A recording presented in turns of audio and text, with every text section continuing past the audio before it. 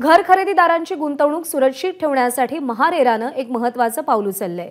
एक स्वयंभू या प्रकल्पाअंतर्गत एकच महारेरा क्रमांक धोरण राज्यामध्ये लागू केलं जाणार आहे। घर खरेदीदारांची संभाव्य फसवणूक टाळण्यासाठी हा निर्णय घेतला गेलाय।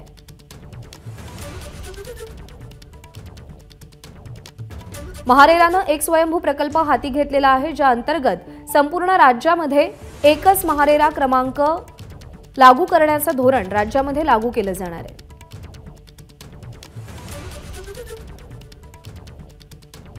त्यामुळे घर खरेदीदारांची गुंतवणूक सुरक्षित होणार आहे। गुंतवणूक सुरक्षित ठेवण्यासाठी महारेरानं हे पाऊल उचललंय।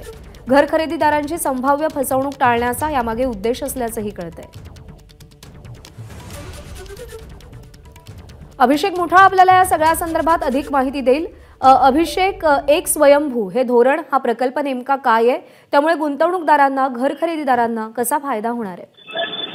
एकूण प्रज्ञा, जे गृहनिर्माण प्रकल्पांना एकापेक्षा जास्त जर महारेरा नोंदणी क्रमांकांमुळे घर खरेदीदारांची होऊ शकणारी फसवणूक जी आहे ती टाळण्यासाठी पुढं एक स्वयंभू म्हणजे स्टँड अलोन प्रकल्पाला एकच नोंदणी क्रमांक देण्याचं या संदर्भात महारेरानं नुकताच हा निर्णय घेतला आहे। त्या संबंधीचे आदेश देखील तातडीनं जारी केलेत, ते लागू देखील होतील।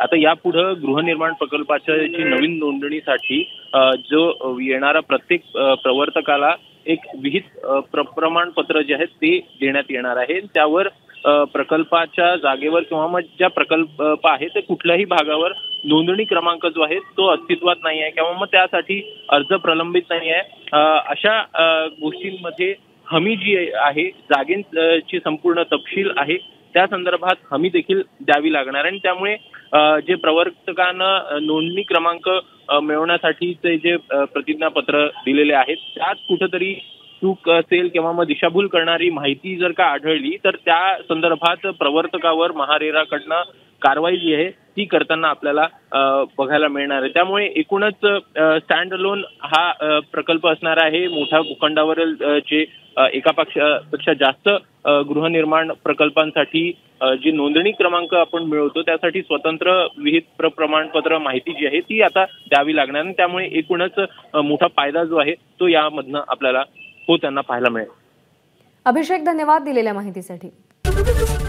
एबीपी माझा, उघडा डोळे बघा नीट।